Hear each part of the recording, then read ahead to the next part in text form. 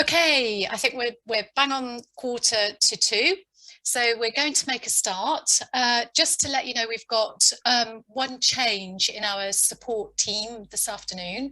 So Natalia Silva isn't with us this afternoon. We're joined instead by Colette Sutton.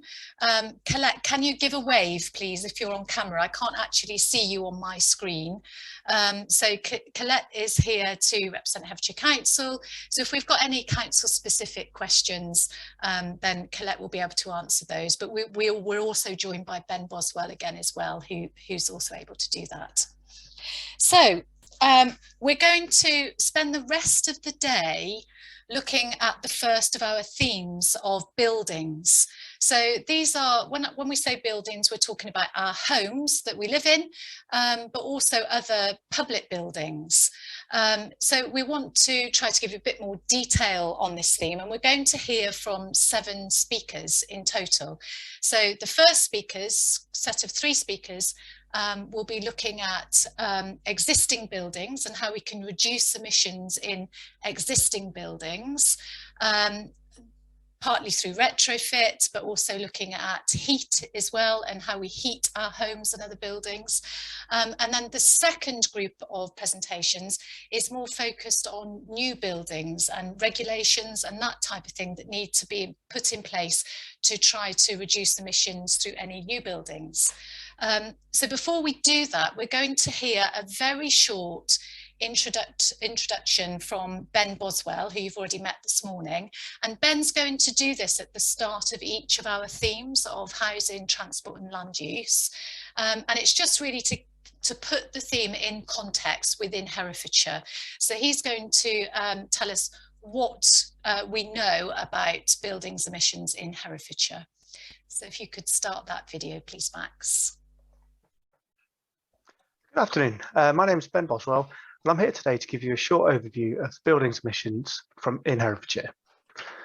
As you'll see, when you look at our carbon footprint in its entirety, there's a staggering amount of emissions coming from building stock. What we want to do is break that down. So within the housing sector, there's 21% of all of our emissions coming from the sort of electricity we use within the home, and then heating fuels, which are predominantly gas and oil. What you'll see is oil is 9% on its own in Herefordshire, which is a really high percentage nationally. And that's really because we've got quite a lot of unique and off-gas grid homes requiring a different heating solution. If you then combine that with the industry and commerce emissions, we estimate that 13% of total emissions come from buildings in those sectors where you're using space heating, electricity, as opposed to industrial process energy use.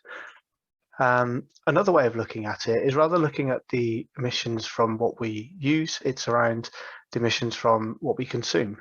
And that way, it's a slightly different way of looking at it, but it's quite important because if you look at the average carbon footprint of the residents, 27% of all our emissions come from how we heat and use our homes. So it's a really key area for us to look at as individuals to try and help reduce our carbon footprint. To give a bit of a flavour of the challenge and the housing stock we've currently got about 87,000 homes in Herefordshire, and that's really a good mix of properties, but predominantly detached and semi-detached homes, which are slightly larger. As you'll see, we've got about a third of our housing stock that was built before 1919, and so those older buildings are generally harder to heat and require innovative solutions to retrofit. We've got just over a third of our homes that are off the gas grid. So again, what that means is a high reliance on solid fuels and oil and alternative heating systems. When you look at our non-domestic sector, so that's really looking at industrial units, public buildings, hospitals, libraries, schools. We've got about 12,000 of those. And generally, those are of a slightly higher standard than the domestic sector. And that's really because a lot of businesses invest in energy efficiency to try and improve their bottom line. So generally, they're slightly better than the domestic sector, but still a big challenge for us to retrofit. And just, I suppose, a final slide, just to say that, of our housing stock, the average rating of energy performance certificates, which is what you would have to produce if you were to sell your home, is an E, which is, a lot of room for improvement. We have high levels of fuel poverty as a result of our housing stock being hard to heat and expensive to heat. For us, there's a real focus on solid wall, listed and alternate fuel heating systems. And really in the non-domestic sector, I'm pleased to say we've got a lot of really good best practice. You'll hear a bit more about that today as you go through. And just to finish, the housing sector is more than just a carbon challenge. It's a really exciting opportunity for us in our local economy to really create new jobs, retrofitting, and really building a sustainable economy. So I hope that helps to set the scene, and over to you. That's great. Thanks very much for that, Ben. And Ben's going to be joining us for the first Q&A. So we'll take our 30 seconds now just to allow you time to write down any questions that you may have for Ben or any thoughts on that presentation at all.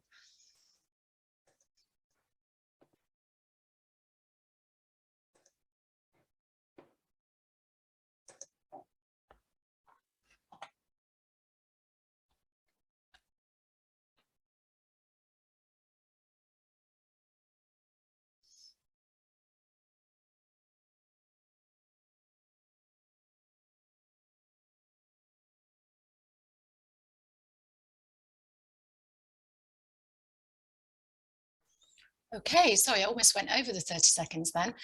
So we're going to move into our first presentation about retrofit now. And this is from Jonathan Atkinson, who's a project manager at an organisation called the Carbon Co-op, who are based in Manchester. And Jonathan's going to tell us about the approach that they've been taking to retrofit in Manchester. Thanks, Max. Hi there, my name is Jonathan Atkinson. I'm really delighted to be joining you today to talk about retrofit and to share some of our experiences around local opportunities and challenges. So this is what I'm going to cover. I'm going to talk about, well, I'm going to firstly introduce some of our work very briefly to give you a bit of a context where I'm talking from. Then I'm going to talk about building local skills and strengthening local economies and the role retrofit might play there. We'll talk about some of the challenges for getting retrofit going, and then talk about some of the enablers, which hopefully end on a bit of a positive note. So just very quickly, Carbon Co-op, we're a community energy organisation, not for profit, and our main aim is to help people and communities make the changes they need to tackle the threat of climate change. That's what we're motivated by. We're a member-driven organisation, and we have members from all over Greater Manchester, but increasingly from all over the country. But most of our work is in Manchester, Greater Manchester area.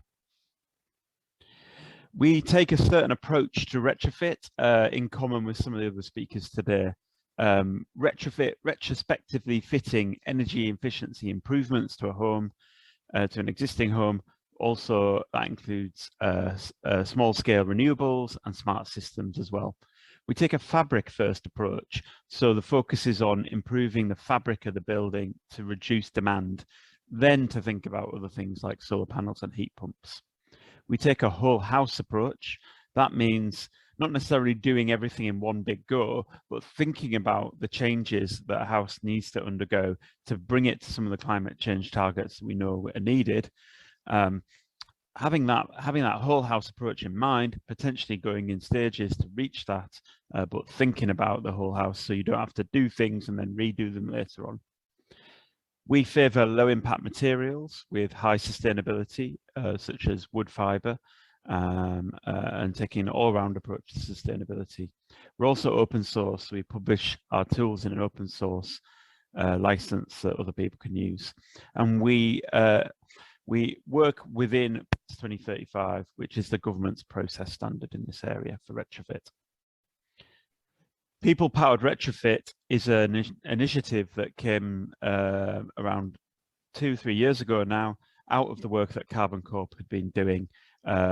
We realized that people got so far in their retrofit journey and then were stuck. And people-powered retrofit is now an independent social enterprise that takes people from the start of their journey, from just thinking about retrofit, all the way through to getting the works done. Yeah, it's a fee earning service, so we charge people for that service. And yeah, we're just expanding at the moment, and things are really taking off. We work mostly in Greater Manchester, but we do collaborate with other organisations around the UK to help them do similar stuff. Okay, so that's a bit about us and our experience. I'm going to think about now building local skills and developing a local economy for retrofit. When we think about retrofit, sometimes we just think there's a householder involved and there's a contractor, and the householder just needs to speak to the contractor and get it all sorted. Actually, as you can see from this diagram, and I'm not going to go into every single role, but there are many and various different people involved in this process. From contractors to subcontractors, building control, local authorities, builders, merchants, all sorts of people. The point I'm trying to make here is there are a lot of people behind making a retrofit happen, and that means there are lots of potential job opportunities involved. This slide shows you the job roles that we employ in people-powered retrofit. And again, it just shows you the real diversity of different types of roles, you know, some managerial, some at a different level. We work with coordinators, assessors, managers, architects, engineers, contractors. So there's loads of people that go into this process, and it's a huge employment opportunity for retrofit, really. How have we gone about developing local skills in our area, and what would we share? What are the lessons we would share? What we would say is that it's really important to work with existing contractor networks. These are people already active in local areas, in homes. They are commonly termed the repair, maintenance and improvement sector, RMI. And that's everything from new kitchens and bathrooms to extensions, all sorts of things. These people are already active at our local level, already getting stuff done. And we'd advocate working with those people first. It's important to engage with them and respect them, and to give them the training and opportunity they need, focusing on on-site training and peer learning. So you're encouraging people to develop skills within their local areas that they can share and all develop together, rather than trying to bring in something from outside. So it's a huge opportunity for local economic development and local businesses that are already active. What are the challenges out there? Because we know there are challenges to this happening. One point I would make is that previous approaches that have been government-led haven't respected the local existing contractor supply chains and have relied on big companies. So big companies can come in here, regenerate this area and bring jobs. Actually, it's not worked, because it's very rarely that a householder would say, I'll ring up Carillion to fix my boiler. You know, it's more trusted local companies, and that's been one of the mistakes in the past, to go big.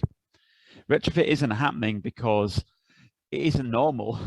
It's not the sort of thing many people have done. It's a relatively niche kind of service, and you may not know any friends and neighbours who've had it done. When householders do get involved, they have trouble finding the appropriate technical expertise. They have worries about who to trust to get this expertise, and there are difficulties in making choices and decisions. You know, what do I do first? Who do I work with? And finding the contractors as well. So what kind of enablers might we put in place that could help overcome these challenges and help unlock these local economic possibilities? I'm going to go through three. One of them is to work with the willing. If we think about the rollout of new technologies, we can often segment it into these kind of rough kind of segments. You have the innovators and early adopters, then you have the majority, then you have the laggards. The rollout of mobile phones is a really good example of this. You had people getting on board really early, using the phones, which were big and clunky and expensive. They innovated the market so that the early majority could then get involved later, when there were more mature business models and technical and the technical standards were up to date. What we would advocate is working with these people, and we can talk about what types of people they are, but working with the people that are willing to do this retrofit work, so you're starting to speed the market that way. When we talk to the early adopters, their motivations are very different to what some policymakers assume is the way that things are.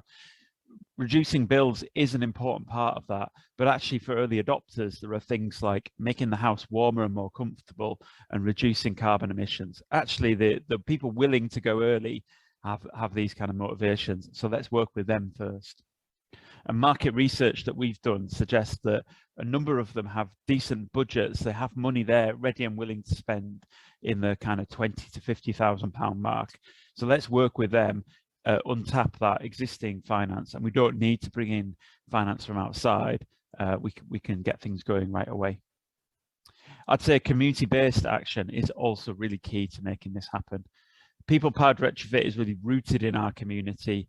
We run education and awareness sessions, really participatory. We have home energy parties. We have a really bright and strong local presence here. There are many other similar local organisations around the UK, in Herefordshire and beyond. And we think we should be working with these people because they're inherently more trusted than these bigger organisations that come from outside. The third enabler is service design. It's really important that retrofit as a process, as a thing, works for the people involved. We spent a lot of time in people-powered retrofit working with and talking to householders and other stakeholders in this process, understanding what works for them, understanding their priorities and their needs. Unless we do that, unless we focus in on what people want, we're going to design things that don't work for anyone, like some of the past examples. Okay, some lessons just to round up. In our opinion, retrofit, building a retrofit market, one size doesn't fit all. We need to be focused and targeted to what works in Herefordshire and what works for the people who want to retrofit their homes.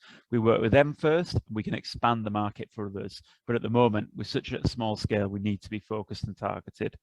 It's important to be really client focused and really client oriented, to test and to pilot and to start things small, but start things, to build technical expertise and capacity. And there is some fantastic technical expertise in Herefordshire, which is a great thing, but we need to build that, and to be collaborative and open and work with others. Okay, so that's it for me, talking about the local opportunities and challenges, gone over our work, we've talked about the opportunities, talked about the possibilities for local economic development, and we've talked about the enablers. So yeah, I'd like to thank you very much for listening, and I hope you enjoy the rest of your day. That's great. Thank you very much, Jonathan. Now, sadly, Jonathan isn't able to join us for the Q&A, but Gervais Manguana, who's the final speaker we will hear from in this set of presentations, is going to be covering for Jonathan because he also works for the Carbon Co-op. But we'll take our 30 seconds now just to give you the opportunity to note down key thoughts and questions.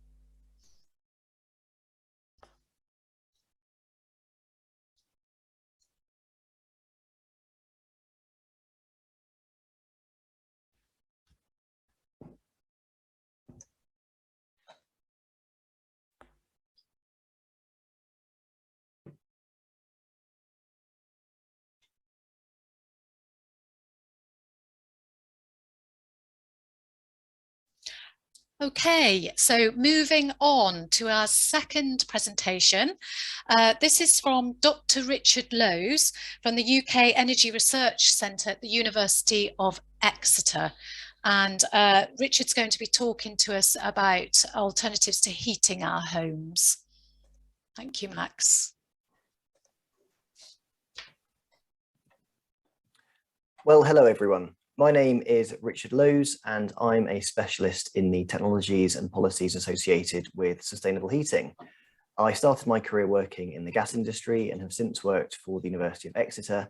And currently I'm primarily employed by an organisation called the Regulatory Assistance Project, which is a think tank which aims to help policymakers with the energy transition.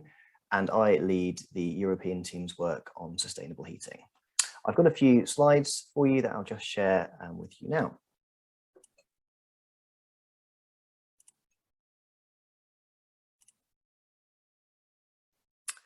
Okay, so in that picture, I'm stood next to a large heat pump by some solar panels, and that's heating a school in the Isles of Scilly off the Cornish coast, not too far from me. Really, that's a good example of where lots of homes and buildings in the UK need to get to. We need to be using a lot more electricity for our heating because we can make that from renewables. And I'll just spend a few minutes now talking about the key technologies which we can use to help get us there.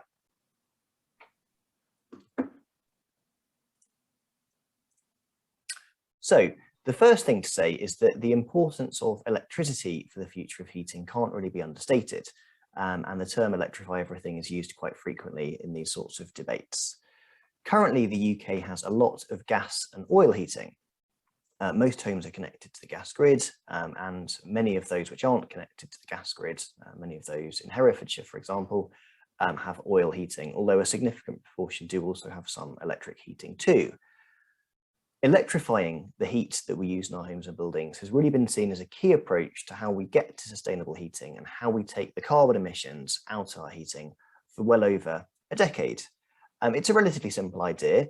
We now know how we can produce renewable electricity, and we can use that electricity and turn it into heat. It's not quite that simple, but that's the fundamentals. And this picture here is my sister-in-law, Jo, on a family trip to an offshore wind farm just off the coast of Brighton in Sussex. And I think what we learned as a family and just seeing it in practice is the sheer scale of these things, but also you get an idea of just how much energy they can produce. And the fantastic thing is that we've known and we've seen the costs of these renewables coming down significantly now. And actually, when we look at the current prices of fossil fuels and the market price of electricity, it's now a fact that renewable energy is driving down the costs of electricity and actually undercutting fossil fuels. However, it's important to remember that actually making this transition away from fossil fuels to low carbon heating will cost something, certainly in terms of an upfront capital cost, although it will pay back over time. And as I've said already, we're already seeing the electricity that we use in the UK become increasingly green. So heat pumps are widely seen as a really vital technology in the transition to sustainable heating. This isn't just in the UK, but this is around the world as well. And they're devices that extract energy in the form of heat from the environment. And so an air source heat pump like the one pictured uses electricity to move heat from the air into a house. It basically takes all of the energy in the air and it effectively compresses it and puts it into a usable temperature, which you can put into your house. Ground source heat pumps do something very similar, but they extract the heat from the ground and again compress that heat. And water source heat pumps extract heat from water sources such as rivers, lakes, and the sea. And there's energy down in these sources down to very, very low temperatures. It's just a matter of having to use a bit more energy to squeeze it out. But it's fair to say that heat pumps work in negative temperatures, and actually they're very popular in some Scandinavian countries. Obviously, you need some energy to make the heat pumps work, and I've mentioned already that will be likely coming from green electricity, and that electricity basically drives the process to pull the heat out. But the big value of heat pumps is that you use around a unit of electricity, but you actually end up getting about 3 or 4 units of heat out. So they've got this very, very important system efficiency, which means it's a much more efficient and sustainable way of using heating compared to, for example, just an electric immersion heater like you have in a kettle. The technology itself is used at scale around the world, and it has some very similar components to refrigeration technology. It's indeed very, very similar to air conditioning, and very much just air conditioning systems in reverse. The difference between heat pumps and boilers is they work at, heat pumps work at a lower temperature than a gas boiler in general. So that the heat pump that's heating this house behind me, the maximum flow temperature is 45 degrees, and that keeps my house nice and toasty because we've designed the radiators to be like that. But often with gas and oil boiler systems, you tend to run your temperatures at, your radiators at higher temperatures, maybe 70 degrees or so. Any hotter than that's getting a bit too hot. But it takes some getting used to, and it does often mean that you might need bigger radiators if you're switching to a heat pump, possibly even bigger pipe work in your house, although not always. Another thing to bear in mind is that for heat pump systems, unlike a gas combi boiler, you do need to have a hot water tank. And this doesn't affect all homes, but it might affect some of the smaller homes.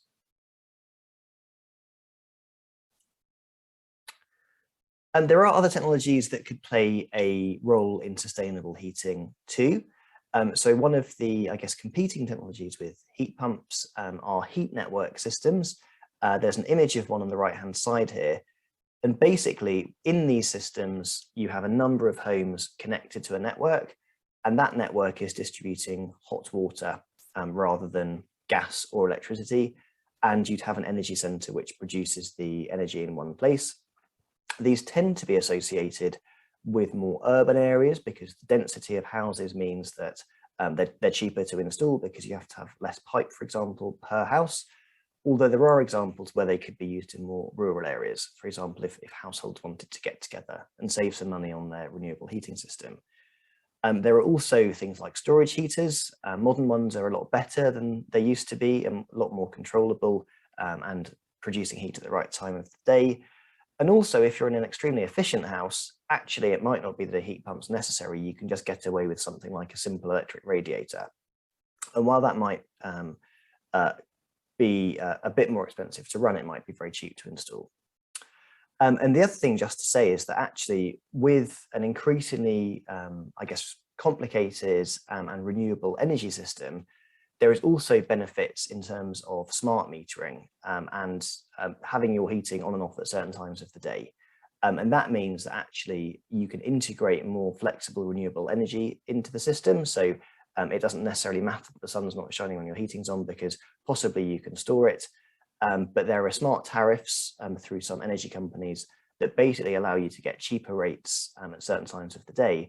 And what that means is that overall your heating bill can be reduced.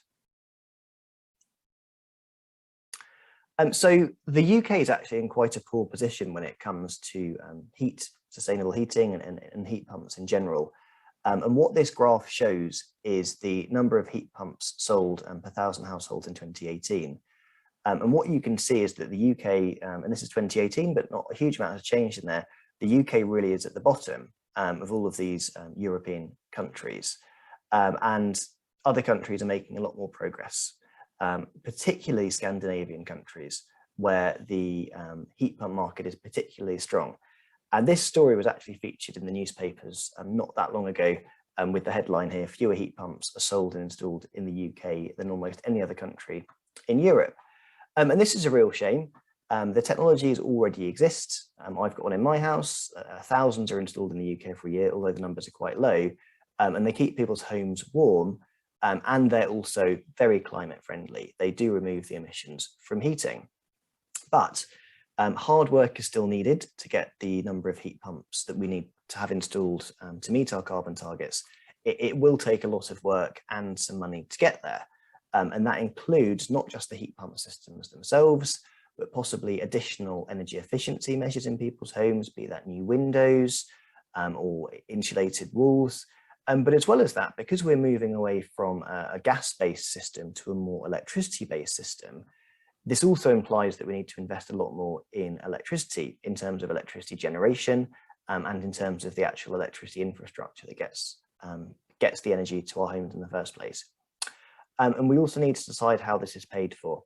And this is a really interesting topic that's worthy of further discussion for sure.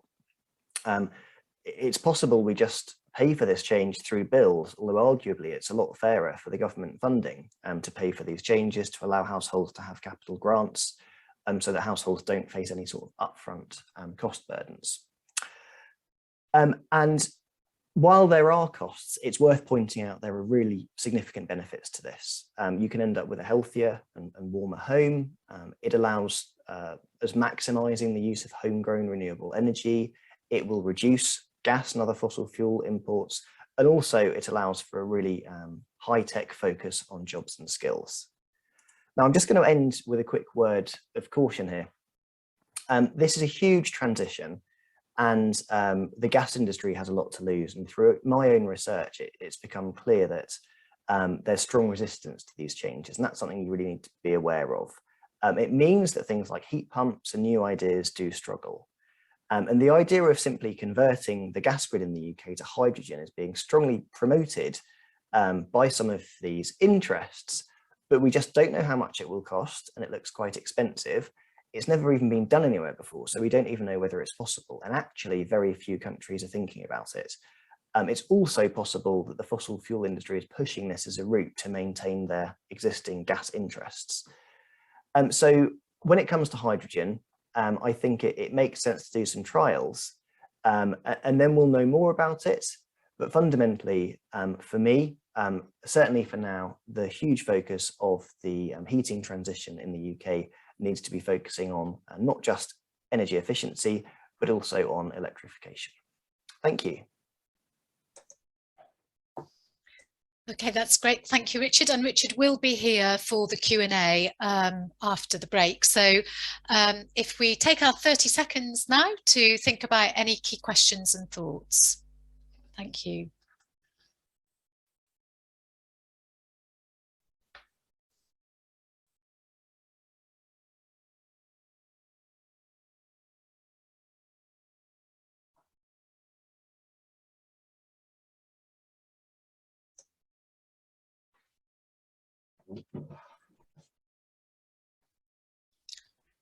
Okay, so moving on to our final presentation. This is from Gervais Mangwana. Gervais lives in Herefordshire and has retrofitted his own home. So he's going to give his presentation on his experience of doing that. But as I mentioned earlier, he's also works for the Carbon Co-op. So he will be here to answer questions any questions that come up from Jonathan Atkins' presentation too. Thanks, Max. Hello, my name's Gervais Mangwana. I moved to Herefordshire with my small family, young family, in 2018 from Manchester. And we've actually done 2 retrofits because we retrofitted our place in Manchester in 2014. That was the house that we moved from. And I should also say that I work in retrofit. It's my livelihood. I work for a company in Manchester, People Powered Retrofit, Jonathan Atkinson, who I think you'll also be hearing from, and now I'm working in Herefordshire, helping people out get started on their retrofit journeys. And I'm going to tell you a little bit about what it's like being a homeowner of a retrofitted property, and that sort of involves why we did it, what the obstacles and challenges were for that, to it, and what the benefits have been, and then maybe a little bit about the learnings.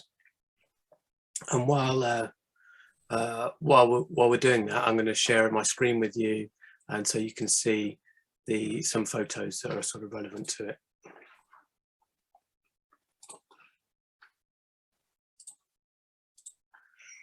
Okay, so you should see those now. So why did we do it?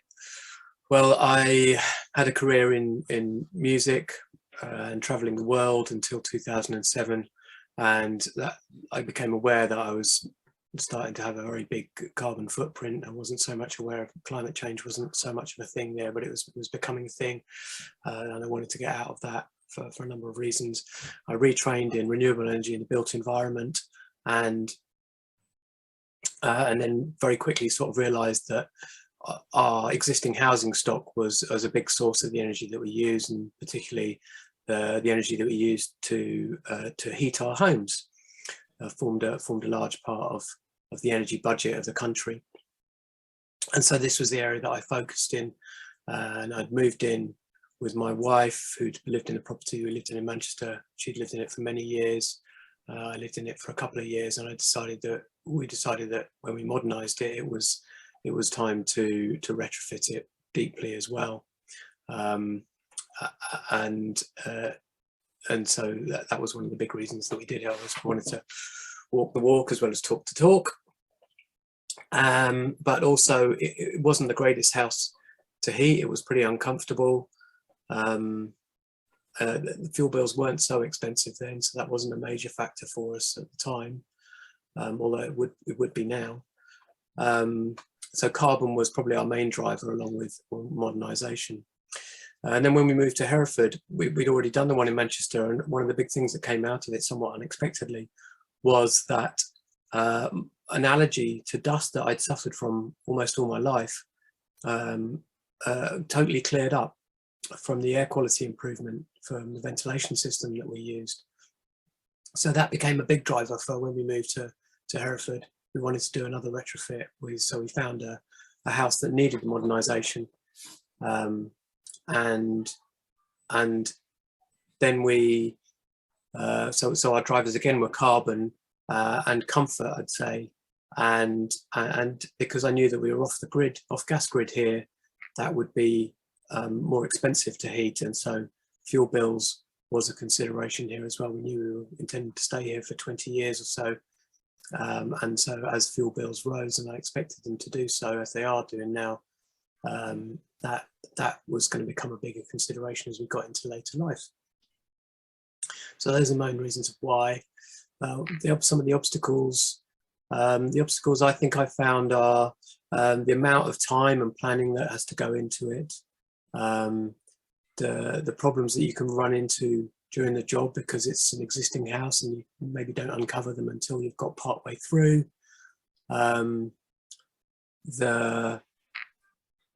The budget, the cost, it's very, very expensive. Managing that budget is quite difficult because things crop out through the project, which means that planning is very necessary. There's a technical side to it, so there's a lot to learn. I think maybe when we have sort of more standard building jobs done in our homes, we don't need to get so involved in them, but with retrofit it is quite technical, and as yet the contractors and designers, particularly the builders, they're not familiar so much with the kind of practices, and so you kind of need as a homeowner, we sort of need a bit more technical knowledge and to do that. Hopefully that's going to change over time as it becomes more widespread. And then a personal one for me is I just found that with all the decisions that needed to be made for the thermal stuff, there was also the decisions to be made with regard to putting my home back together again. You see from the pictures that we kind of take it apart and put it back together again. So there's a lot of decisions to be made with repainting everything, a new kitchen, new bathroom, new joinery, so many decisions. I found that quite a strain in the end. You'll see also one of the pictures where a wall fell down. So, you know, things do crop up during projects as well. So what are the benefits? As I've already mentioned, that air quality was a huge benefit for us, and somewhat unexpected. Comfort is a huge one. We now heat our home to about 20 degrees, 24 hours a day, because that's more efficient in a low energy home. It's much, much, much cheaper than it would have been in this house. We saved about 80% on our bills in Manchester on the house we did there, and I suspect it would probably be closer to 90% on this house here. And those bills are now rising. So I expect that the savings are well into 4 figures annually. And for me, some of the benefit has been about learning so that I can apply this more widely to the kind of unique, shall we say, housing stock that we have in Herefordshire, which I'm starting to learn a little bit more about. So yeah, I think the main benefits for us have been well, we got a modernised house out of it as well. You know, we got a new finish out there, and a chance to rethink a property as well. You do get that chance to rethink the way that your house is laid out, perhaps. So that's another benefit, I'd say. So, but mainly, you know, the benefits are the cost of fuel bills, the comfort, the air quality, and then of course the huge reduction in carbon that we're able to make through retrofitting our homes. I think I've already touched a little bit on the learnings that I can sort of see from this, taking it forward. For me, the learnings from this place are how I can apply them to the housing stock in general, and the people that I've met, the contractors that I've met, the contractors who got skilled up in new areas that I met that can be applied to further retrofits in the county. That's it from me. I hope that's been helpful, and I look forward to your questions in the Q&A session. Thanks a lot. Bye. So thank you to Gervais. So we'll take our 30 seconds, note down any key questions or thoughts. Thank you.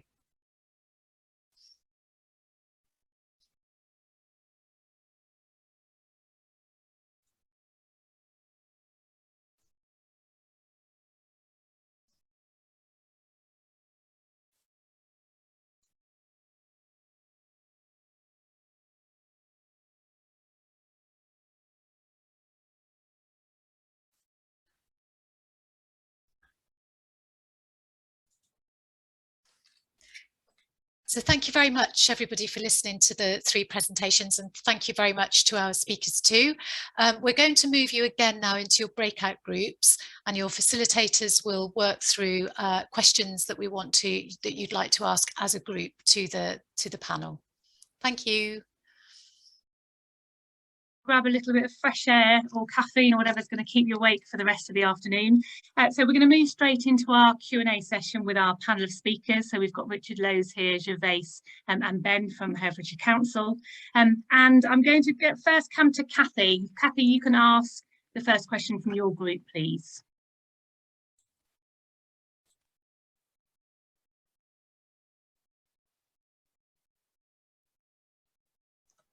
Let me just check she can unmute herself.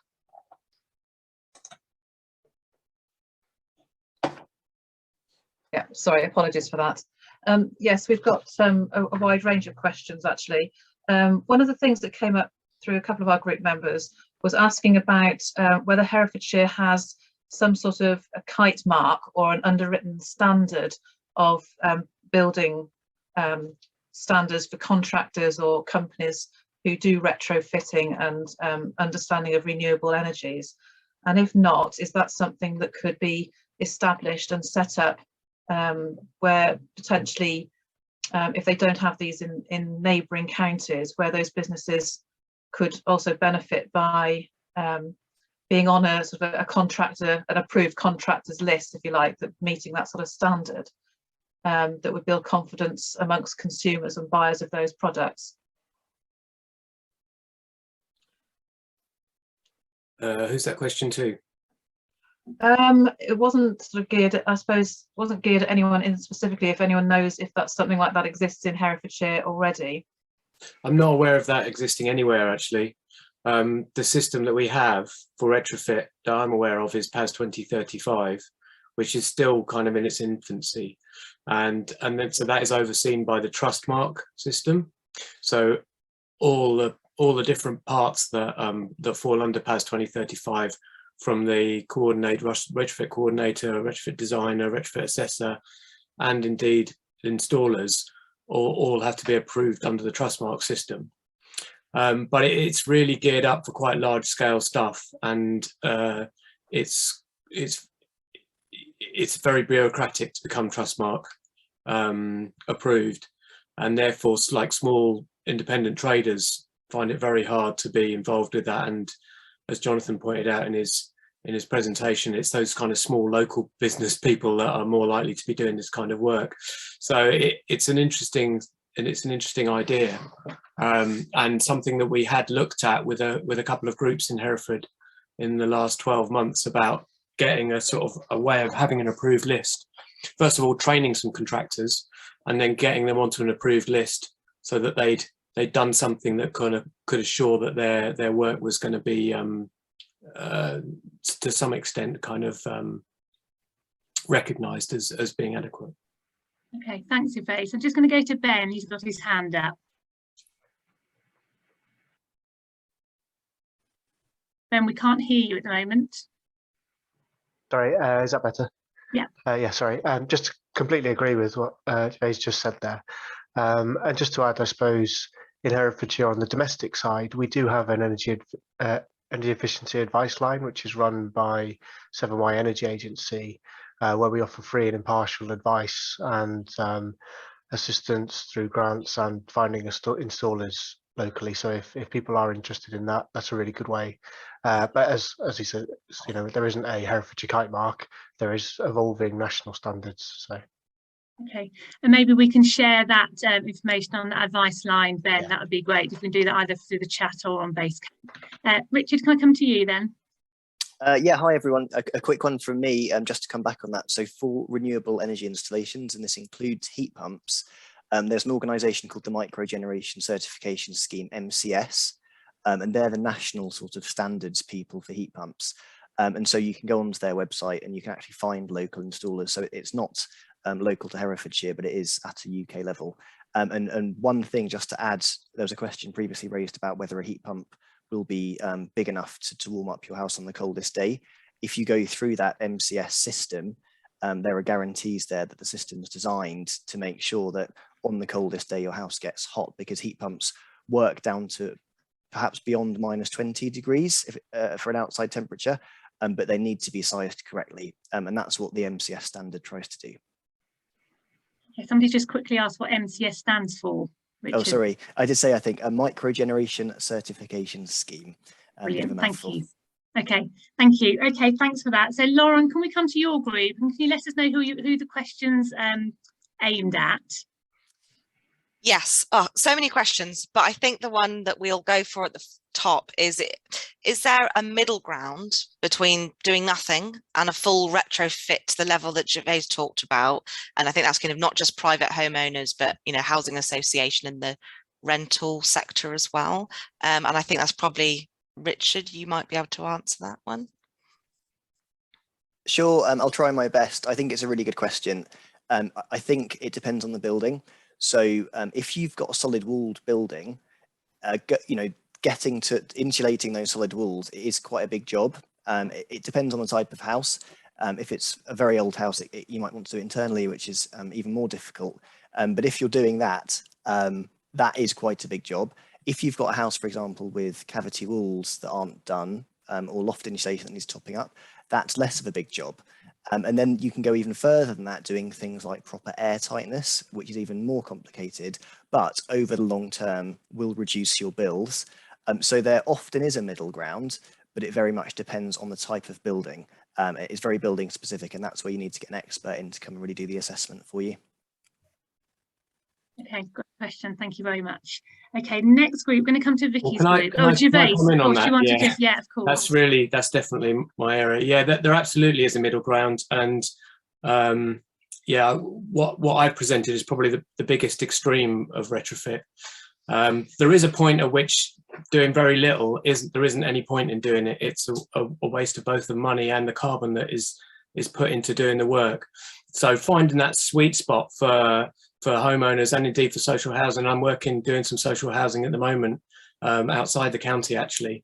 It often is very much a middle ground that we're aiming for, and the space heating targets tend to be a little bit higher.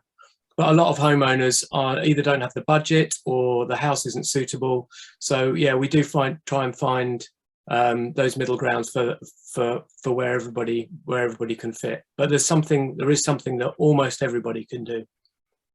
That's great. Thanks, Gervais. Vicky, can we come to you? Can you come up with your top question, please, on behalf of your group? Yes, our top question sort of related to that last one a little, which is to Gervais, really, and possibly, anyway, any of you, three of you, really, but is the affordability of it, which you've touched on, Gervais. I mean, I think, you know, people looked at what you did and blenched at the thought of doing it. And I know there's a middle ground. You've talked about that.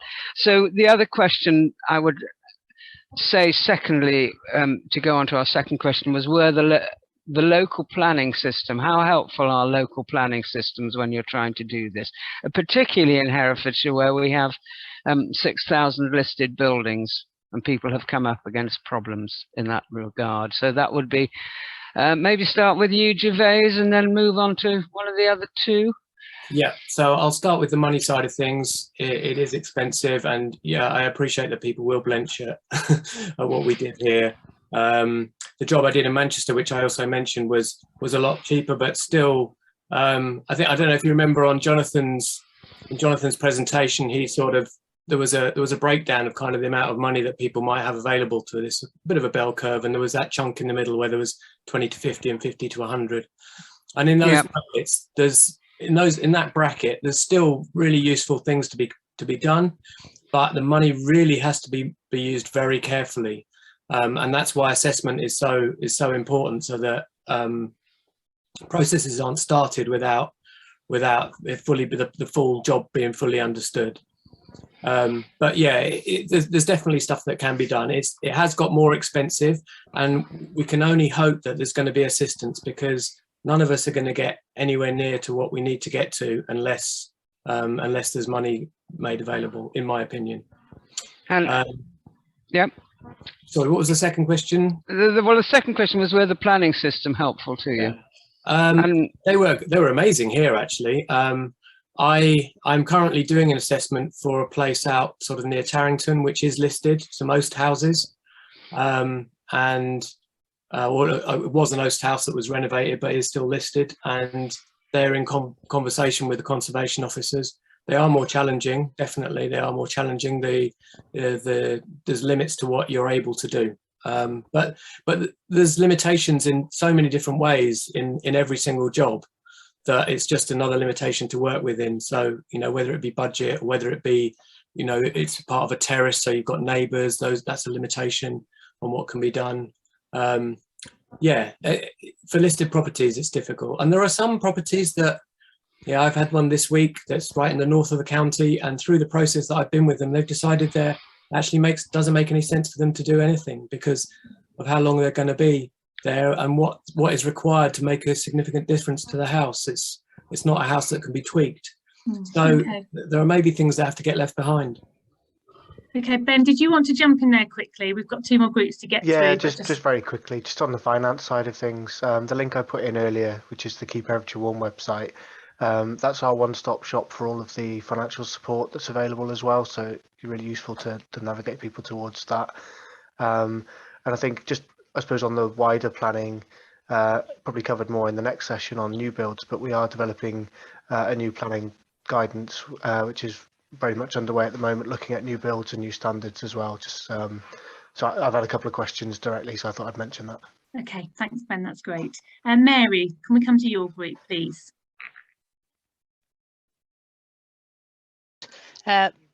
This is for Gervais, please. How sustainable were the base materials and products that you used, the cement and wood, or did you look at that, and was that an important element of the build as well? My personal take on this, and everybody has a different position on it, is that I have what I call a pragmatic view of it. So the loft insulation, for example, was recycled newspaper, cellulose recycled newspaper. The walls were insulated with an oil-based derivative, polystyrene. So I tried to go for a mix. I looked at the possibility of using wood fibre for the walls, which is what I'd used previously in Manchester, and it just wasn't really practical in the situation here. So I tend to look at it as a bit of a mix. I'd prefer, if possible, to go with the more sensitive materials, and there's definitely a big argument or big discussion to have about what people call the carbon burp, which is if we do all this work, but we do it all with highly carbon intensive materials, then actually we're going to be using up a huge piece of carbon budget just in the process of doing it, and there maybe isn't time for that. So that's something that does get thrown into the mix as well.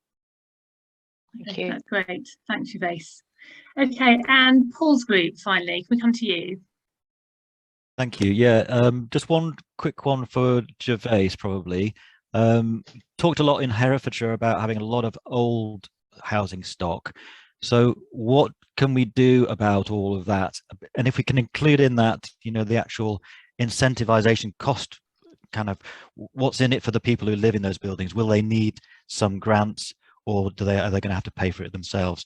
And then the very quick question for Richard is a technical one.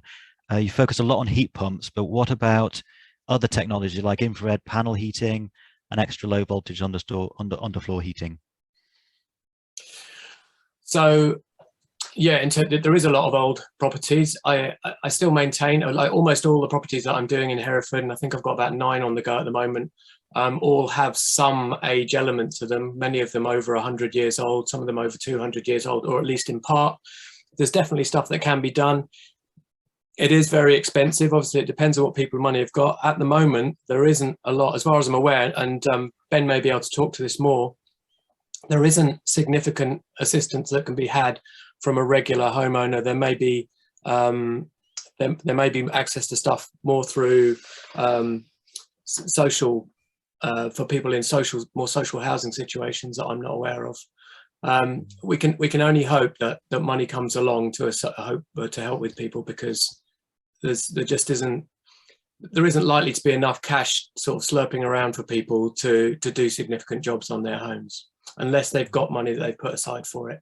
There are long-term benefits in the bills, but there's there's still no way that the work that needs doing will stack up even over 20 years in the bill savings. It's not, we can't look at it as a payback from bill savings. That definitely isn't going to happen.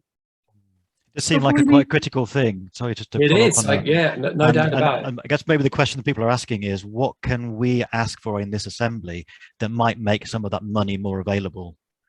Right. Well, I'm not fully aware of the council structure, but I would be lobbying the council and getting the council to lobby as hard as possible to central government to make money available for genuine energy efficiency measure schemes, not what they have done to this date, which is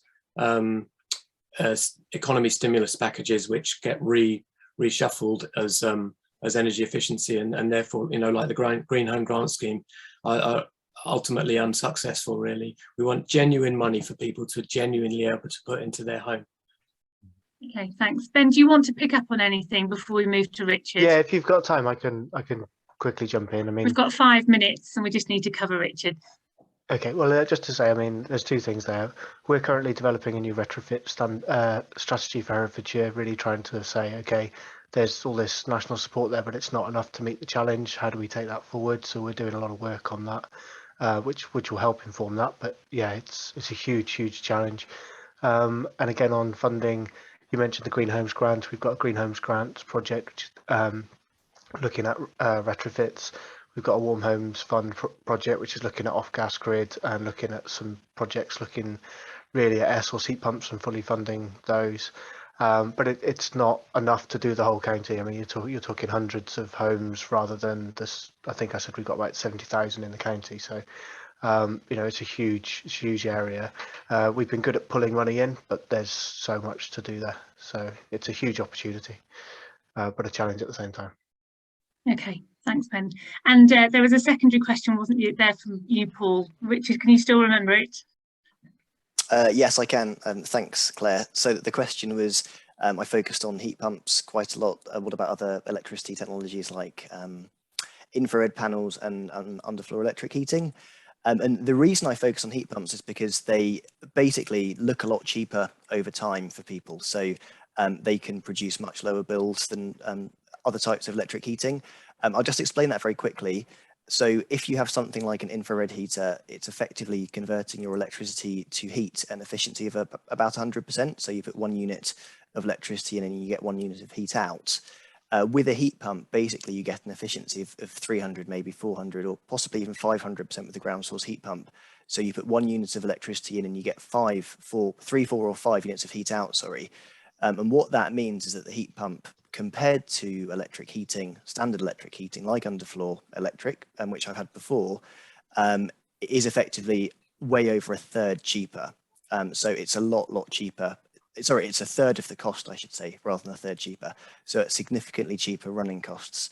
And just if I might finish with an anecdote, I lived in a G-rated EPC flat when I was a student, and we had electric underfloor heating. And we ended up moving out because the heating costs were so expensive. And that's when electricity was costing about 10 or 11 pence a unit. And now it's up to about 25 pence a unit. So if that had a heat pump in it, the bills would have been about a third, and perhaps I'd still be living there. Okay, thanks, Richard. Okay, so I just want to reassure people. I know there were lots of questions that came up in response to the building, that first part of buildings. Just to reassure you, none of your questions will go unanswered. We will share those unanswered questions with our speakers. We'll make sure that they are answered and put into Basecamp. And also we're monitoring the chat. So anything that is raised via chat that needs a response, we'll be doing that as well. So I just don't want people sitting here thinking, oh, you know, I really need the answer to my question. You will get it. So thank you so much to all our speakers for that first panel. And I'm now going to hand over to Sarah, and she's going to introduce the second part of the buildings theme, which is focused around new buildings. That's great, thank you, Claire. So yes, as Claire said, we're going to move on to our second group of presentations now, which is focused more on new buildings and planning and regulations. So the first speaker that we're going to be hearing from, we have 3 again, is Hugh Ellis, who is the Policy Director for the Town and Country Planning Association. And Hugh's going to tell us about why local ambitions are so far ahead of the national policy. Hi everyone, my name is Dr. Hugh Ellis and I'm Director of Policy at the TCPA, and it's a real pleasure to be talking to you in your process of giving Herefordshire a sustainable future and dealing with the climate crisis. Just so that you know, Town and Country Planning Association is a small charity. We've been working on climate change for about 30 years. We're interested in housing, affordable housing and planning. And it's interesting, isn't it, to reflect that 30 years is a long time. So I'm going to talk a little bit about the climate crisis and where we are. I'm going to talk a little bit about the planning system and how important that is for your conversations around buildings and climate change. And then I'm going to say a little bit about some of the problems which central government has given you to deal with and what I think some of the ways around that might be. Not going to use any PowerPoint slides. I'm going to do it at a high level. So if you're interested in more detail, there's two really important resources that we've produced. One is a guide for local authorities on tackling climate change. We produced that with the Royal Town Planning Institute, and you can find that on the TCPA website. And that, I hope, will give us a really good range of information and particular solutions that you could pursue in your process. The second resource is one that we've produced with the Flood Forum, which is community organisations responding to the impacts of climate change and severe flooding. And that actually contains some briefings that sets out how the planning system works. I have to say, some of it is likely to induce a migraine because the planning system is pretty complicated, but that's also on our website. So those are the background resources. And if you want more detail, you can go there. I'm not going to talk about the climate science. I know you've already had some excellent presentations on that, but I am talking to you from Derbyshire. We have something in common with your county, I guess, and I'm talking to you from a market town. And all I would say about climate impacts is that 2 people have died in our town over the last 24 months in flood events. As I said to you at the beginning, it's been 30 years of working on climate change for me. All I would say about it is that we have to get this right. The impacts from climate change are going to hit us hard. So we have to adapt to those challenges, and we have to do that so urgently. And then we have to get control of emissions if we're going to have any kind of a sustainable future. The debate about whether it's happening or not is over. The debate about climate denial is over. Now we're into an argument about survival and what we do about it. And that's really, I guess, what your process is about. So the climate crisis is here, but the interesting thing about it, and the more positive thing about it, is that we have all the solutions that we need in our hands. You're having other presentations from other experts on what some of those solutions look like in relation to buildings.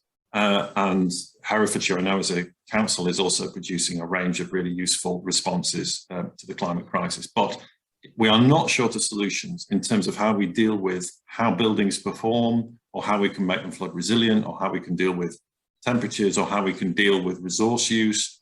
All of those technical solutions exist. They're all being deployed somewhere in the world, and particularly in other European councils and municipalities. The question that we're confronting here is whether we have the political will to create the frameworks to make them happen. And that's really important, because we can fall down a rabbit hole sometimes with the technical questions, but actually it's the political question that's the most important one. And the answer to that question is, if you want to survive, if we want to thrive, if people want to be able to insure their property going forward, if we want to be able to look our grandchildren in the face, it's the political drive to make climate change a top priority. Nothing else is possible till we get through the climate crisis. And so that's why we need to put it front and centre of what we do. In terms quickly of planning, I'm an incredible enthusiast for planning, but it's not got the best of reputations. I'm going to say just 2 quick things about it. The potential for planning to shape buildings and places and the design of neighbourhoods and the design of communities to put climate change at the heart of it is huge. Planning is critical to that in relation to building standards and energy, for example, transport, the location of development. It's an exciting and really powerful these solutions together. And importantly, it also has the community's voice at its heart, or it should have it at its heart. So your voice in shaping the policies necessary to go forward are there. So the potential of planning is there, but the current practice of planning is what I'll talk about next. And that's kind of what I've been asked to say a few words in terms of the challenge for local communities. And just very quickly on that, essentially we live in a country in England, which is really highly centralised. And a lot of power has been taken away from local communities and local government on planning, and it's been centralised in Westminster. That would be okay if Westminster knew what it was doing. But after 30 years of working there, I'm beginning to suspect that Westminster does not know what it's doing. And that means that a lot of emphasis, I think, needs to be focused on local action. As an example, a couple of the key barriers, I think, in planning, one has been about deregulation. So a lot of conversion of factory units and commercial premises can now happen without planning permission and without it through permitted development, and without, therefore, the opportunity to embed climate change at the heart of decision making. That's just one example, and you can find a lot more of those resources and descriptions of what's happened on the TCPA website. And then secondly, things like viability testing, where because our model of housing delivery is focused very much on what the volume house builders will produce, and because they can argue that climate measures have an impact on their financial viability. Okay, so that is a way that they can argue out of doing the right thing. Now that is changing, and policy on viability has changed. Without going into the technical detail, the most important learning that comes out of that is be precise in what you're asking for as communities in your plans. And precision means that developers will find it harder not to comply. And it also means that the costs that are generated, if there are costs of meeting new requirements in buildings, get passed on to landowners.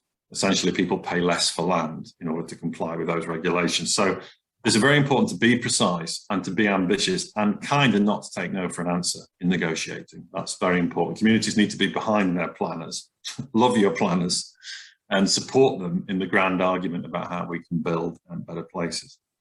The final thing I'd say then, just to finish off, is that there are some barriers in front of you. There's an enormous challenge, but it's interesting to me that don't wait for central government. Don't wait for some magic wand to be waved for the future of Herefordshire. You know, as communities, what the demands and challenges are. Crack on with it, okay? We have wasted almost over 10 years in a kind of flip-flop from central government on climate change, not least the disastrous cancellation of the Zero Carbon Homes Commitment in 2016. And almost all the great innovation that's come out of action on climate change, like the Merton Rule, which is a rule in planning about the percentage of renewable energy required on a particular site, all that came from the local level. So failure is not an option, is it, on climate? The debate you're having is the most important debate we've had in the post-war era. Be positive, don't take no for an answer, recognise the confidence you have in the technical solutions, and above all, get on with it really quick. I hope that's been a useful description of some of the challenges that come out of planning of buildings, and I really wish you well with your process in Herefordshire. Thanks.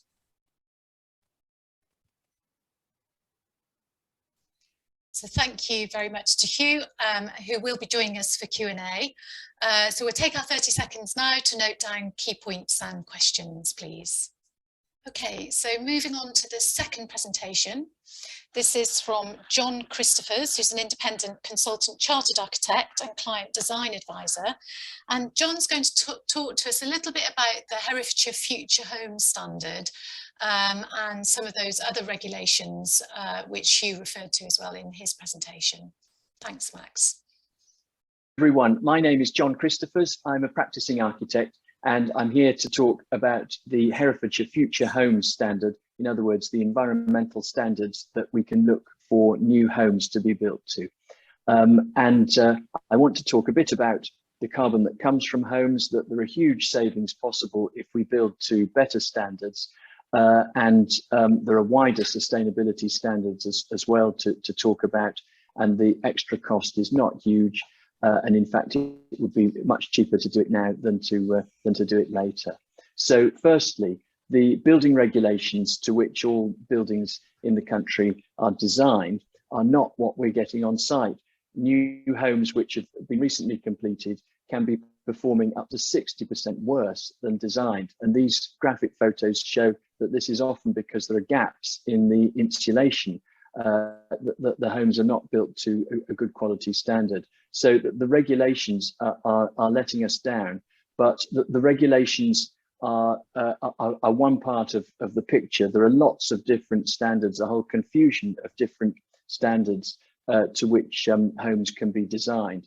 And the standard at the bottom, the passive house standard, will be explained in more detail later. But suffice it to say that if we were to build to the passive house standard rather than to the building regulation standard, firstly, it's independently certified. And so we can be more assured that we will be getting what we have designed. But secondly, the Passive House Plus standard, as the graphic on the right of this graph shows, gives more or less zero carbon in operation. In other words, all the energy that the building needs can be generated by solar panels on the roof if we build to the Passive House Plus standard. And that's because we will have reduced the energy usage right down compared with other standards. Because it's a certified standard, we will be sure that that is the standard that the thing is going to be built to. And the savings then, which we can achieve on that, are very dramatic. This graph shows that the top line, the solid red line, shows the energy which would be used in running a home built to current building regulation standards with a gas-fired boiler. The dotted heavy green line at the bottom of the graph shows the carbon emissions which would come from a house built to the Passive House Plus standard, which I've just described, the Herefordshire Future Home standard, with super insulation and powered not by a gas-fired boiler, but by a very efficient electric heat pump. And the savings are dramatic, 92% saving in carbon, or 64 tonnes of carbon over the 60 years in which that home would be in operation. So I think the figures speak for themselves. Now, if we think about this Passive House standard, it's a standard which is already being used, in fact, for council housing in a number of progressive authorities, Exeter, Norwich, York and elsewhere. It needs much less heating. There's very good air tightness so that there are no leaky drafts where we might be losing our heat.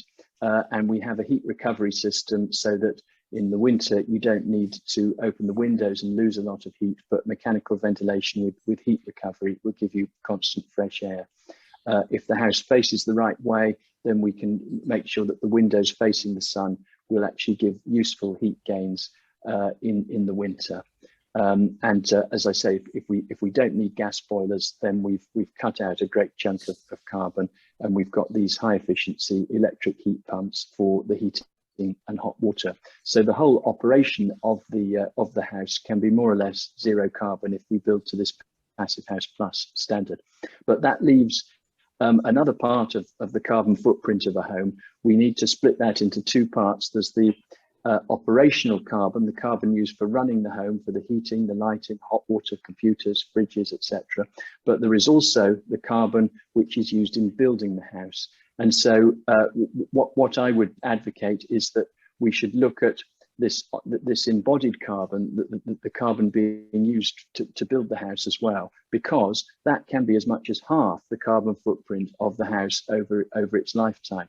So it seems crazy to leave half of the carbon out of the picture.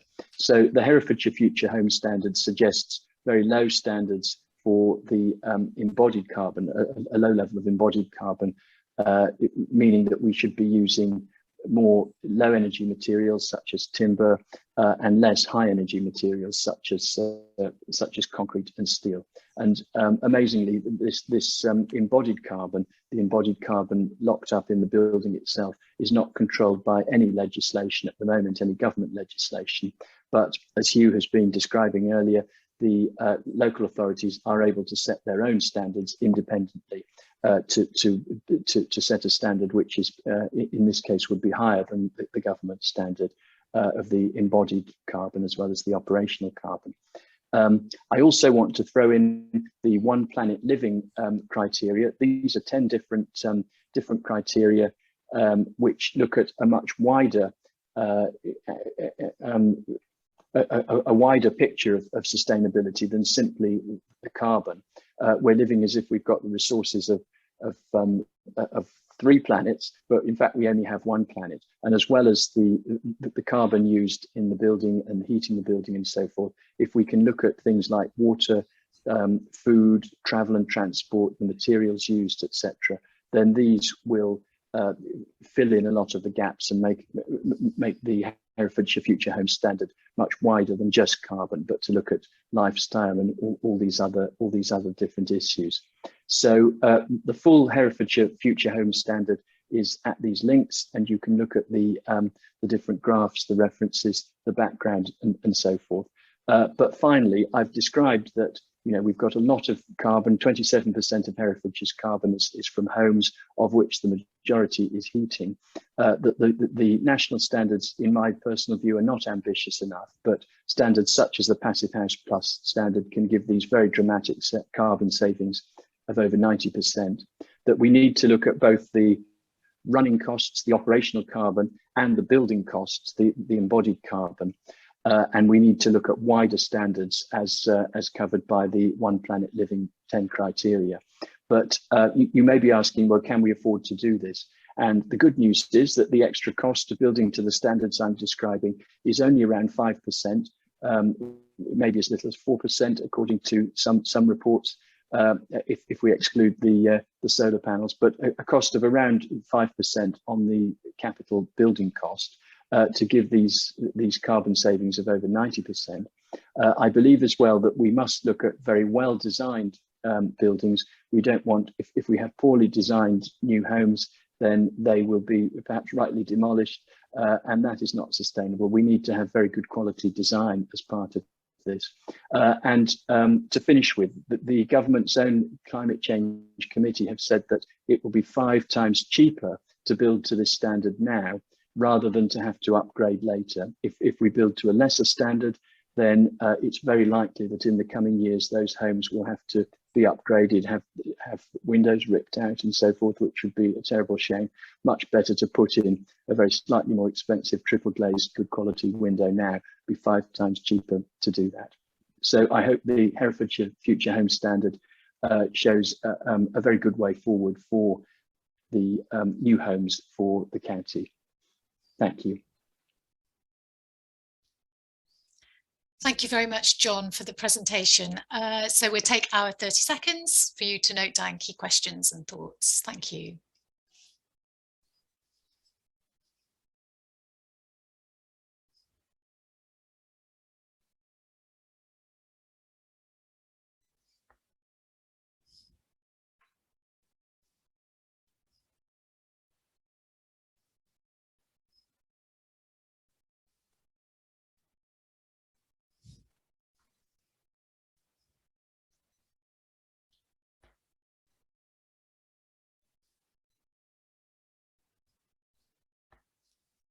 So it's time now to move on to our final presentation for the day, and it's from Emily Partridge from Archetype, who are based here in Herefordshire.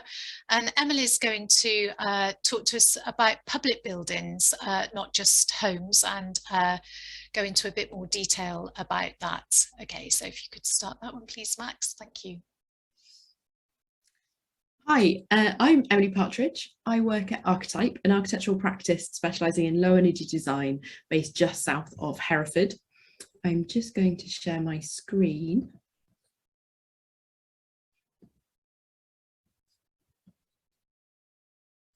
So this is our office. I'm going to talk to you about the challenge we're facing in the construction industry and propose some solutions that will help Herefordshire meet its ambitious climate targets. So first of all, the challenge. We all spend most of our time in buildings, and to make buildings comfortable, we all know we need to heat them, we need to light them, we need to ventilate them, and that takes energy, and this in turn emits carbon. So as you'll have already heard, buildings are responsible for around 40% of the total carbon emitted nationally. The challenge is how we can reduce that. So what's the answer? Well, a really easy answer would be to rely on the electricity grid being decarbonised and to swap from heating our buildings as we do at the moment with fossil fuels such as oil and gas to electricity. However, changing to electric heating would cause a huge increase in the demand for electricity, and it's also very expensive. Herefordshire would never be able to balance the energy demand and the renewable energy supply required unless it significantly reduces consumption of energy in our buildings. Building regulations, that is the rules that have to be followed when you build or refurbish a building, do not come anywhere near the level required to achieve current climate targets. There are two problems with them. Firstly, the energy standards within them are simply too lax.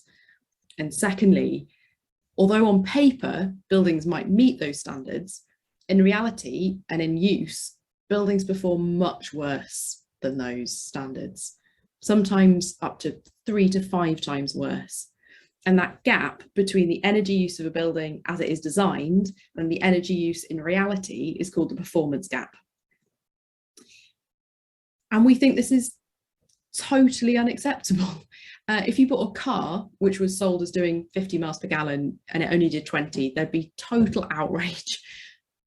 Now, so the simplest thing that could be done would be to tighten up standards and enforce them more robustly, but not just a little bit. We need a really significant shift. And is that possible? Well, the good news is that we already know how to do this, and it doesn't require any complicated new technologies. It doesn't need us to wait for the invention of some new wonder insulation material or flashy gizmo. We know how to do it. Archetype uses an international standard called Passive House to achieve low energy buildings. Passive House is backed by a robust analytic design enforced by rigorous evidence-based certification. If this was to be demanded, this would create a paradigm shift in our journey towards zero carbon future. Would it really work? Well, Passive House has been around for more than 30 years across Europe. And for the last 15 years, Archetype has been designing buildings in the UK to the Passive House standard. Monitoring has proved that these buildings now save around 90% of the energy required for heating, and around 70% of the overall total energy for heating, lighting, and all other uses. Passive House requires us to follow some very simple rules of good design. Firstly, improving the building fabric with increased insulation, triple glazed windows, airtight construction. Secondly, looking at the form and orientation of the building to maximise useful warmth from the sun while shading out what sun would cause overheating. And then having improved the building itself, you can then keep the heating and ventilation systems within that really simple and efficient. And then the third-party certification ensures that the construction is to the same high standard as that design. And that results in comfortable, healthy buildings which use dramatically less energy and which are backed up by a quality assurance standard. Someone once said to me, this sounds like common sense. Why isn't it more common? We could make it common across England by making it mandatory in building regulations for all new and for all refurbished buildings. Unless it's made mandatory, the required improvements just simply won't happen, or they simply won't happen fast enough. We don't have time to leave it to chance or to rely on the willingness of clients, architects, contractors to do it. A good example of how to ensure improvements can be seen in the action of the Scottish Futures Trust. They set an energy target for all new schools in Scotland. Local councils then had to achieve that energy target every year for 25 years in order to receive capital funding from Scottish Government. This is creating a transformation across Scotland. Every local council, every architect, every engineer, every contractor is now looking for the best way to deliver to the energy standard. I really hope we can do similar here. The good news is that low energy building, such as Passive House, are very, very rapidly becoming more common. Herefordshire, in fact, already has some fantastic examples of Passive House buildings. Here are some. On the left, we've got Beacon View, which is one of Archetype's projects. It's a group of Passive House homes, and you can see it's got photovoltaic PV panels on the roof. It also has an air source heat pump. The houses are timber framed and they use recycled newspaper insulation. In Herefordshire, there are passive house homes, renovations, extensions, village halls, also archives. So this is the Herefordshire Archive and Record Centre in Rotherwas in Hereford, which some of you might recognise. This was the UK's first archive storage to be built to the passive house standard.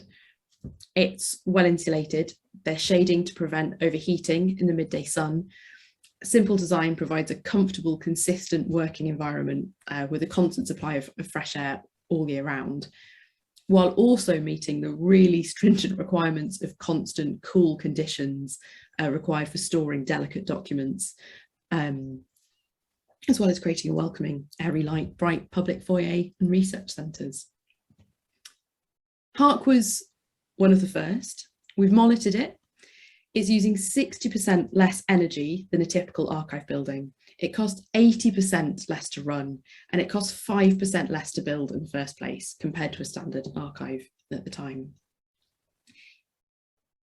And what we're achieving is just getting better. As more and more low energy buildings, more passive house buildings are being built, we're learning and we're improving. A recent project I was involved with is primary school in Wales.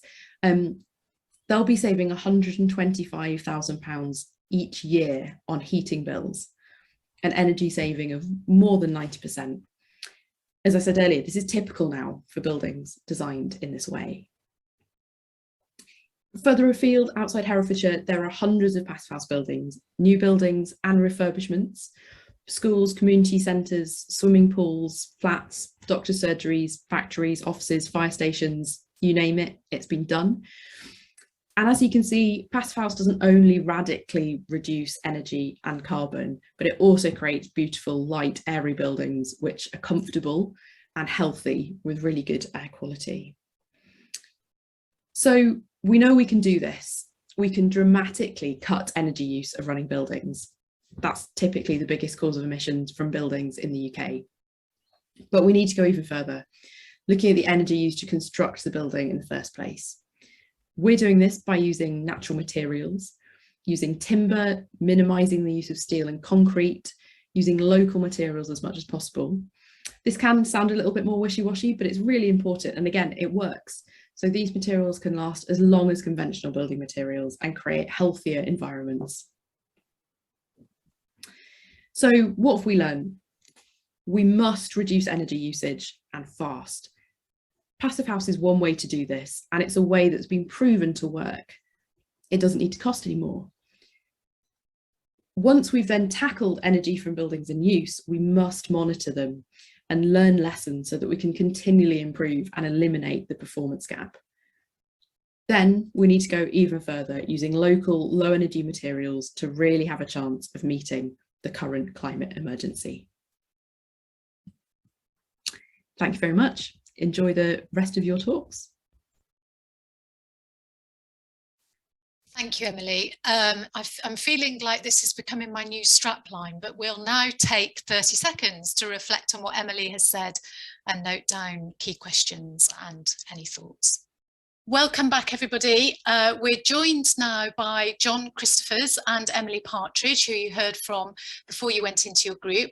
It doesn't seem like Hugh Ellis has joined us, but he may well pop up on the screen throughout the Q&A. But if I can just go to Lauren first, please, for your question, Lauren. Thank you. Yes, you can. Sorry, I was just trying to pull them all together. Again, a lot of questions there, but we had one specifically about solar thermal, please. We've not heard that really talked about at all by any of the experts. Can I open that up and just get someone to comment on? We had an experience of actually using that locally, but not being able to get any local information about that, and some lived experience of it actually working really well. So can I ask our experts just to talk about that? Thank you, Lauren. John, can we come to you first, please? Thank you. Yes, solar thermal is a great thing to have. Hot water panels that generate hot water on the roof. And the only reason that it's not, it didn't feature in the very brief overview that I gave, is obviously we've got limited resources. And if one is putting money into electric panels on the roof, which will work for the whole year round, and one is putting money into an air source heat pump, then that's quite a capital investment. And those are what I would want to prioritize if one had to make a decision on those things. But I've got absolutely, I think the solar thermal panels are great where they're appropriate. And I think one has to say for different buildings there are different solutions. So I don't know if Emily's got anything she wants to add to that. No, completely agree with you, John. They're brilliant, but I think photovoltaic panels, which are solar panels that create electricity, and air source heat pumps and these other renewables tend to be a better priority in terms of renewables. Great, thank you, Emily. Okay, so we'll go to Vicky's group next for your question, please, Vicky.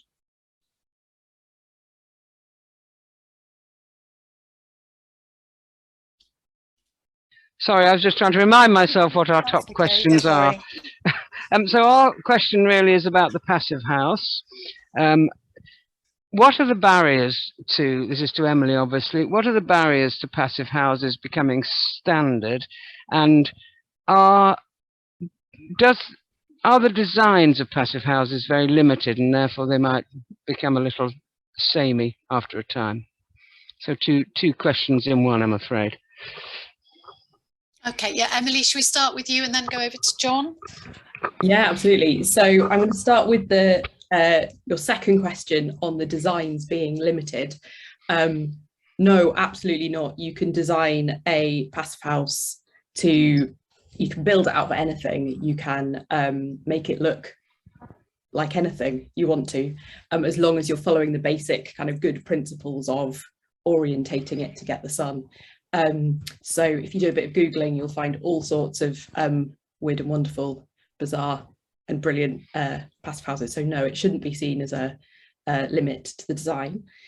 In terms of the barriers to passive house, I think in the past there has been a perceived that it's more expensive or that it's very complicated to do. That's not the case, that needn't be the case.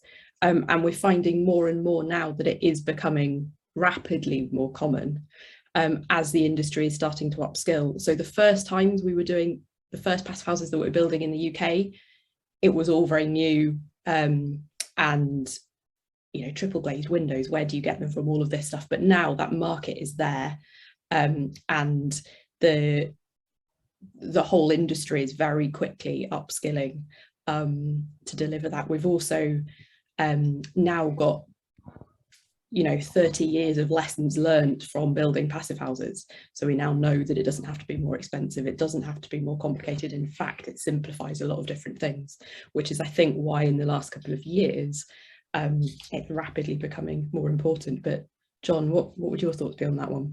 Yes, I agree with all that. I think cost has historically been a big barrier, Vicky.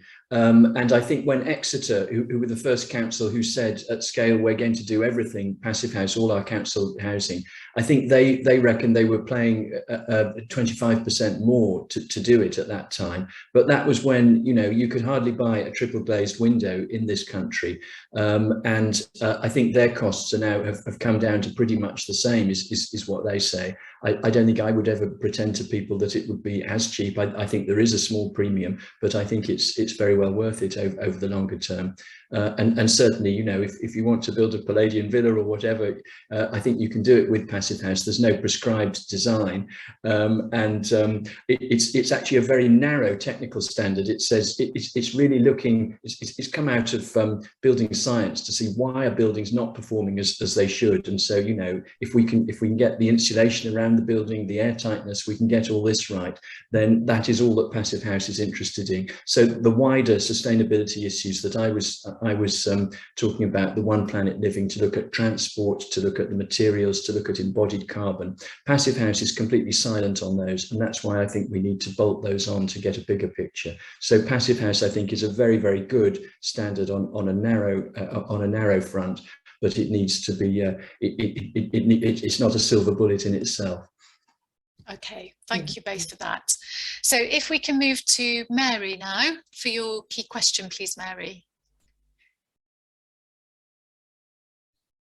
Sorry, I'm always late and taking myself off mute. It's all right. This was a particular question around passive house standards, and also what's the life expectancy of buildings using these materials, particularly if there were issues around water ingress and dampness. It's quite a specific question there. I don't know if Emily, if you can cover that, or... Yeah, I'm happy to jump in first on that one. So exactly as John's just said, passive house sits slightly separately to what you're building, embodied energy, so what we're building out of. So you could build a passive house out of straw or steel or concrete or timber or whatever you want. So in terms of the life expectancy of these lower energy materials, I think it just comes down to designing things robustly. You can have really big issues with steel buildings if they're not designed robustly and you get water ingress. Exactly the same on timber frame. So it's just about designing things robustly so that they can be built as easily as possible and as simply as possible on site. You know, I always feel for the builders who are on Friday afternoon with horizontal rain and wind, having to build some awkward corner detail of a building. I'm just thinking, oh, forget that, and you know, head off to the pub or whatever. We've got to design things so that it's simple and so that corners aren't cut, and we're not making we're not designing beautiful things on paper that are an absolute nightmare to build. So that would be my first rule, whatever we're building it out of. Okay, thanks, Emily. We'll go to you now, John. And John, I just wondered if you could also say something about embodied carbon, because that's a phrase that we hear a lot, and just to clarify what's meant by that. Yes, of course. Yes, of course. So I hope it was clear from what I was saying in my talk that if you look at the whole carbon footprint of a house, the same is true of buildings, but I'll talk about houses. But of a house, you've got the operational carbon, which is the carbon emissions which come from the energy used in running the house, the heating, the hot water, computers, lighting, all the day-to-day stuff. And that is one chunk that we're talking about as the operational carbon. And then we've got the embodied carbon, which is the carbon which is used in building the house. So that is typically taken, well, there's a defined standard which takes it as the extraction of the raw materials. If you've got to extract iron ore, there's energy involved in doing that. There's the production of the materials, moving them to site, manufacture, etc. So there's a lot of carbon locked up in making a building, and some building materials are much more energy intensive to use than others. And I think when I was a student of architecture and first looked at this, the embodied carbon, the carbon used in the building was a relatively small proportion because the operational carbon was big. But once we bring this operational carbon right down, and as you've heard, you know, we can bring that down 90% or more, then the embodied carbon becomes much more significant, and it can be as much as half of the total carbon footprint of the building, which we look at over a typical 60-year life, just because we have to pick a period. So that's what the embodied carbon is. I hope that makes sense. And if we're looking at high energy materials such as particularly aluminium, steel, cement and concrete, cement is responsible for no less than 8% and rising of global CO2 emissions. So it's a vast chunk of stuff, and we don't need to use these high energy materials. If we use low energy materials, which typically are wood fiber based, for instance, anything that you can grow is locking up carbon. But there's a whole lot of, you know, sheep's wool, etc. There's a whole range of very low carbon materials. And in the Herefordshire Future Homes Standard, we've set a figure which is aligned with various other standards of 625 kgs of CO2 per cubic metre. So we've set a standard to say we want the embodied carbon of the building to be not more than this standard. So that's the embodied carbon. I think the other thing I'd say about the about the lifespan is it totally endorse what Emily said about it needs to be well designed. That's the key thing. You can use wood fibre boards, you can use, you know, Herefordshire knows as well as any county, you've got Elizabethan timber frame buildings standing around you which have been there for centuries. Timber is a durable material if it's properly detailed. But I would also say that quality is important.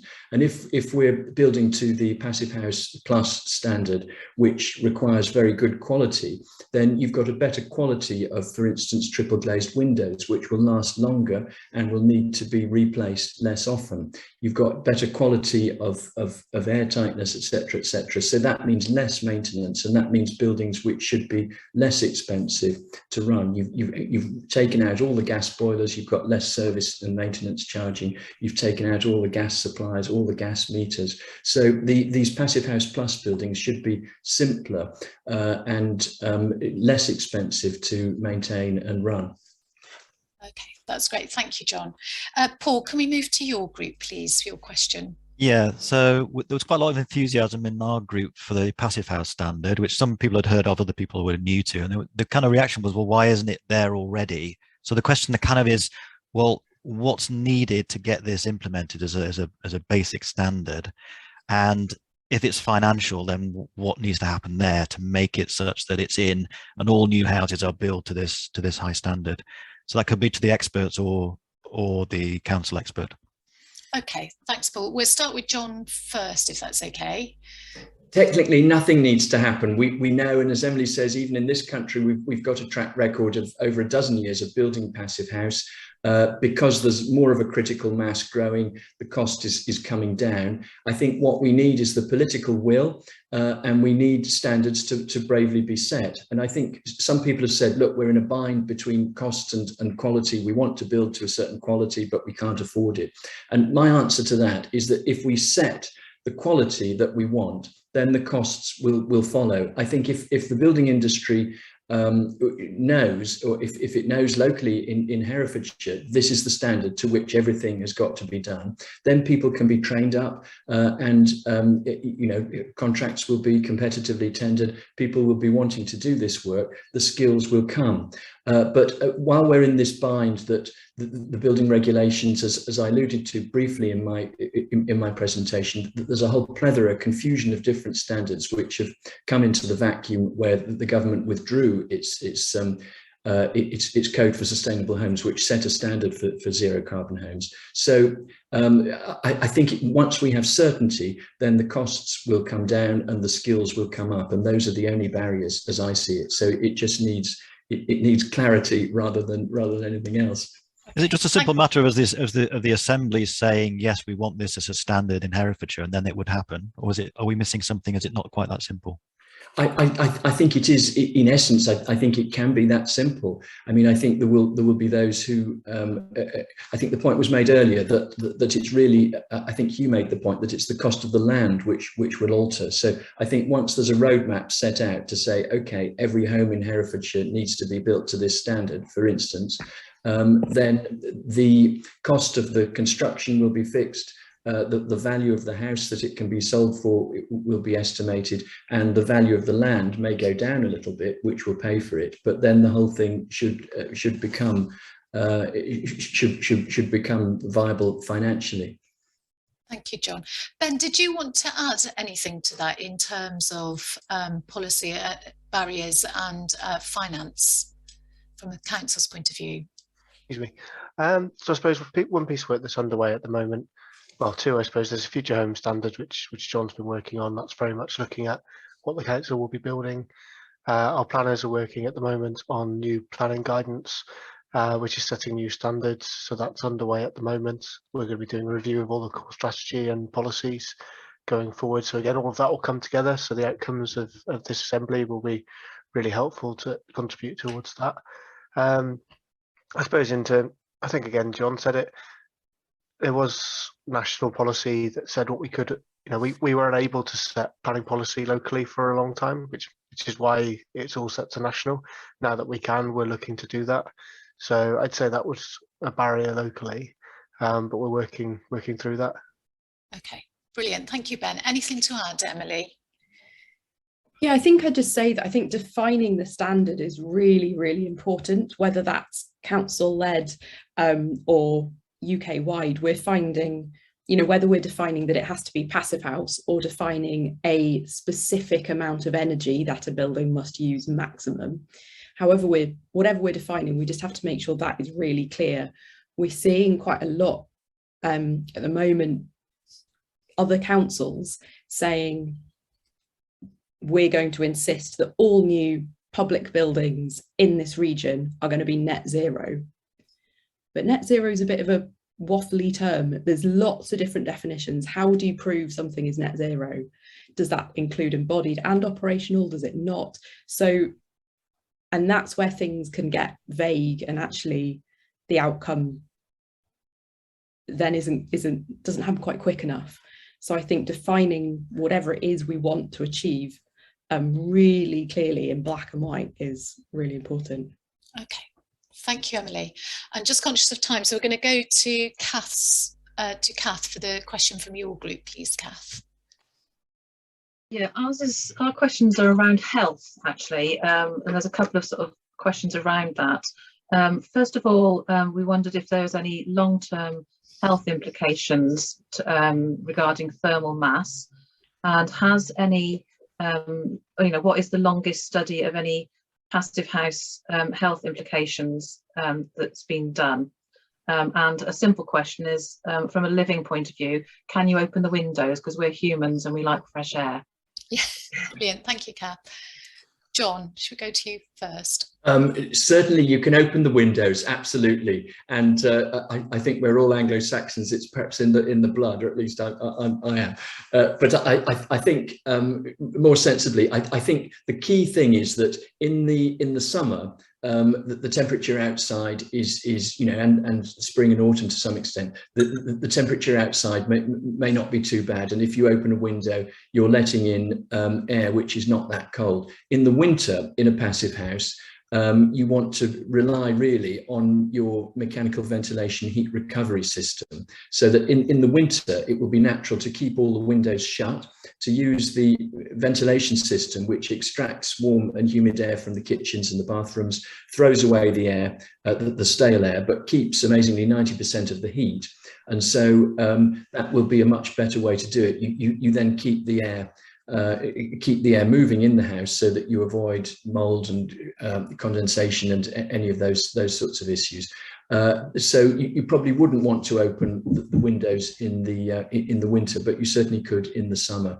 I think in terms of health, I think the main benefit that I'm aware of is that with this ventilation system I've described, all the incoming air is filtered, and that means that those who have respiratory diseases, asthma, and those sorts of things find that their health is much improved.